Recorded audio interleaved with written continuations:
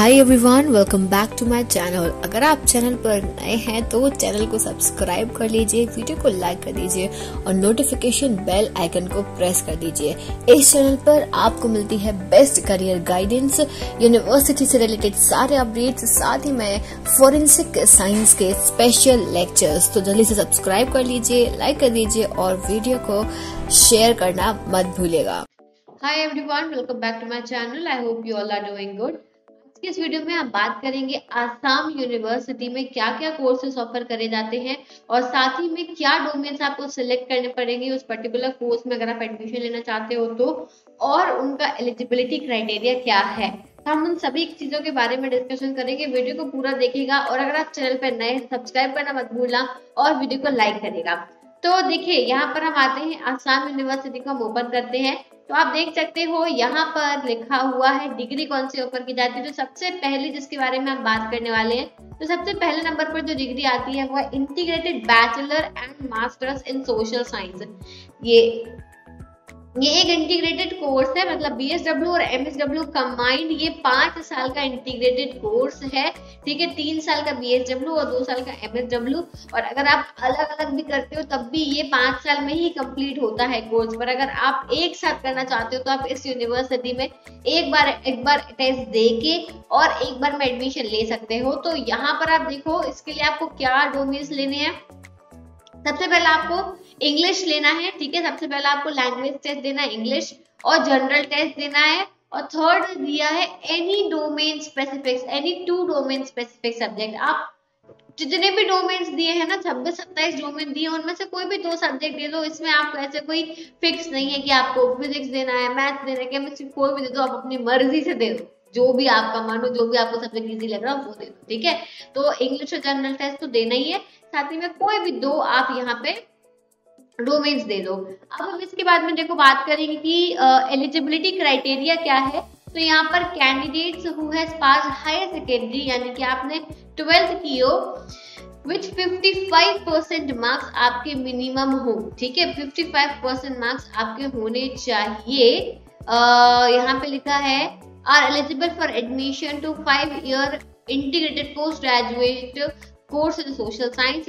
Relaxation in eligibility is as per GOI rules, Government of India rules. ठीक है, merit of candidates will be on the basis of NTA CUET score. वही बात है, जो NTA ने reservation criteria दिया है वही ये फॉलो करेंगे। साथ ही में जो आपका NTA का स्कोर है उसके हिसाब से आपको यहाँ पे एडमिशन मिलेगा। सेकेंड कोर्स जो यूनिवर्सिटी ऑफर करती है वो है BVA, bachelor of visual arts. तो ये 4 साल का कोर्स होता है। डोमेन्स आपको देने पड़ेंगे इंग्लिश, जनरल टेस्ट, और आपको फाइन आर्ट्स या विजुअल आर्ट्स में से कोई भी एक चूज करके देना पड़ेगा। यानी कि टोटल 3 डोमेन्स आपको, 3 सब्जेक्ट आपको यहाँ पे फिल करने होंगे। एलिजिबिलिटी अगेन आपकी 12th होनी चाहिए और 45% मिनिमम मार्क्स आपके 12th में होने चाहिए। क्लियर है बात। नेक्स्ट यहाँ पे जो यूनिवर्सिटी नहीं, कोर्स। ठीक है, यूनिवर्सिटी तो हम आसाम यूनिवर्सिटी की ही बात कर रहे हैं, कोर्स की हम बात करते हैं। यहाँ पर आता है इंटीग्रेटेड BA LLB। ठीक है, इंटीग्रेटेड BA LLB। तो यहाँ पर BA LLB ऑनर्स है, ये 5 साल का प्रोग्राम है। डोमेन्स आपको लेने पड़ेंगे English, general test, and again इसमें बहुत अच्छी बात है कि एनी 2 डोमेन, कोई भी 2 डोमेन लेके आप यहाँ पे एग्जाम दे सकते हो। ठीक है, तो ये आसान है यहाँ पे। अब आपके यहाँ पे एलिजिबिलिटी होनी चाहिए 50% marks in qualifying exam in 12th में, और दूसरी चीज 45% मार्क्स आपके सेपरेटली इंग्लिश में होना जरूरी है। ठीक है, तो ध्यान रखना 50% मार्क्स ऑल ओवर और 45 इंग्लिश में होना जरूरी है, 45% मार्क्स। ठीक है, तो इसके बाद में जो अगला कोर्स आता है वो है आपका bachelor of pharmaceutical science, B pharma. ये भी 4 साल का कोर्स है। इसमें आपको जो सब्जेक्ट चूज करने होंगे वो पहला करना है लैंग्वेज इंग्लिश, और 3 डोमेन्स देने हैं। डोमेन्स में आपको फिजिक्स, केमिस्ट्री, और या तो आप PCM दे दो, और अगर बायो वाले हो तो PCB दे दो। इनमें से कोई भी एक कॉम्बिनेशन आप चूज कर लो, बट इंग्लिश आपको इसके साथ में देना है। यानी टोटल आपको 4 सब्जेक्ट्स चूज करने होंगे। ठीक है, और यहाँ पे एलिजिबिलिटी क्राइटेरिया क्या है। एलिजिबिलिटी क्राइटेरिया अगेन आपका यहाँ पे लिखा है candidates who have passed 10+2 level examination with individual passing marks, her subject में पास होना जरूरी है, फिजिक्स, केमिस्ट्री, मैथमेटिक्स या बायोलॉजी, और साथ ही में 50% मार्क्स होना आपके यहाँ पे जरूरी होने चाहिए। क्लियर है बात? तो आपके फिजिक्स, केमिस्ट्री, मैथमेटिक्स आपका होना चाहिए या फिर बायो, ठीक है, पीसीएम या पीसीबी कॉम्बिनेशन के साथ में आपने 50% मार्क्स आपके आए हो और 12th की हो। इसके बाद में आ जाओ BPA, bachelor of performing arts. ये भी आपका 3 साल का कोर्स है। इसके लिए आपको कोई भी एक language, any one language, general test और परफॉर्मिंग आर्ट्स, 3 आपको यहाँ पे सब्जेक्ट देने हैं। क्लियर है बात? और आपने 10+2 किया हो, बस खत्म बात। इसमें मार्क्स का कोई क्राइटेरिया नहीं है, आपने बस 12th कंप्लीट किया हो किसी भी सब्जेक्ट से। नेक्स्ट आता है integrated bachelor and masters in computer science. ठीक है, इंटीग्रेटेड कोर्स है, अगेन बहुत अच्छा कोर्स है जो इंटीग्रेटेड कोर्स है, 5 साल का ये कोर्स है। तो यहाँ पर आपको एक लैंग्वेज देना है, इंग्लिश, ठीक है, यहाँ पे 3 डोमेन्स देने हैं, 3 डोमेन देने हैं। कौन कौन से डोमेन्स आपको चूज करने हैं? डोमेन्स में फिजिक्स, केमिस्ट्री कंपलसरी है, ठीक है, डोमेन्स में फिजिक्स, केमिस्ट्री कंपलसरी। और तीसरा आपको अपनी मर्जी से एक और subject, any other science subject ही लेना है। ऐसा नहीं कि आप कोई आर्ट्स का ले लो, हिस्ट्री, ज्योग्राफी ले लो, नहीं, आपको कोई साइंस का सब्जेक्ट लेना होगा। जैसे मैथ ले लो, बायोलॉजी ले लो, कोई भी ले लो, तो आपको फिजिक्स, केमिस्ट्री कंपलसरी और any other science subject, science वाले बच्चों वाला जो सब्जेक्ट होता है वो आप कोई भी सब्जेक्ट चूज करो। एलिजिबिलिटी क्राइटेरिया और देख लो, एलिजिबिलिटी क्राइटेरिया 10+2 होना चाहिए साइंस स्ट्रीम से, जहाँ पे आपका फिजिक्स और मैथ जरूरी है, और 50% मार्क्स आपके होने चाहिए। क्लियर है बात?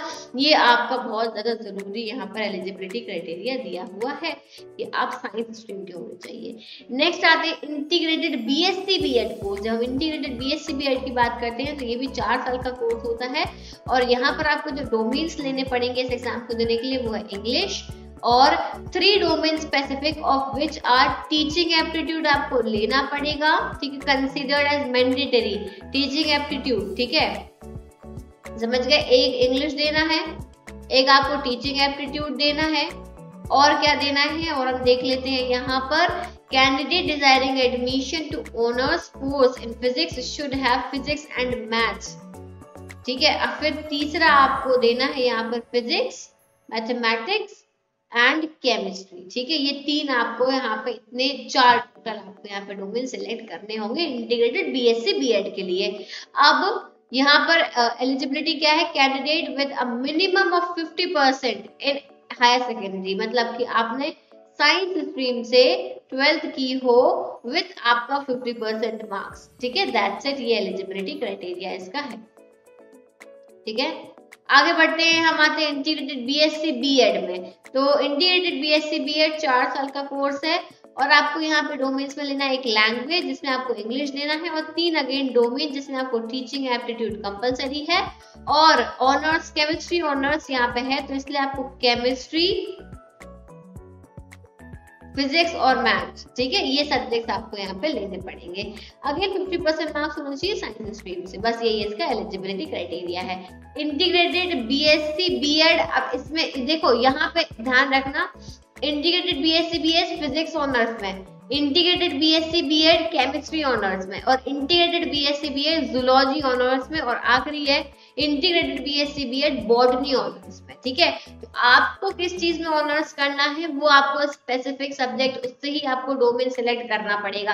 तो बीएससी बीएड अगर आप जूलॉजी ऑनर्स कर रहे हो तो आपको इंग्लिश लेना है, देखो यहाँ पे आपको इंग्लिश लेना पड़ेगा, लैंग्वेज, 3 डोमेन है जिसमें टीचिंग एप्टीट्यूड कंपलसरी है। जूलॉजी ऑनर्स से करना तो आपको जूलॉजी लेना है, बायोलॉजी और केमिस्ट्री, ठीक है। तो आपको यहाँ पे 1, 2, 3, 4 और 5 सब्जेक्ट चूज करने पड़ेंगे अगर आप जूलॉजी ऑनर्स से करना चाहते हो। फिर integrated BSc BEd botany honours से अगर करना है तो इंग्लिश, ठीक है, फिर teaching aptitude, botany, biology and chemistry, ठीक है। अगेन यहाँ पे भी आपको 5 सब्जेक्ट देने पड़ेंगे। क्लियर है बात? और सबका एलिजिबिलिटी क्राइटेरिया क्या है? 50% मार्क्स होने चाहिए आपके 12th क्लास में। तो यही इतने कोर्सेज है जो आसाम यूनिवर्सिटी आपको CUET के थ्रू यहाँ पे ऑफर कर रही है। तो अगर आपको ये वीडियो पसंद आया है और आपको और जो भी इन्फॉर्मेशन चाहिए CUET के रिगार्डिंग वो आपको इसी चैनल पे मिलती है। तो चैनल को सब्सक्राइब कर लेना, वीडियो को लाइक करना और नोटिफिकेशन बेल आइकन को प्रेस करना मत भूलेगा। CUET से सारे रिलेटेड अपडेट्स जो होते हैं वो आपको इस चैनल पे मिलते हैं। So thank you so much for watching this video. I'll see you soon in the next video. Till then, take care and bye bye.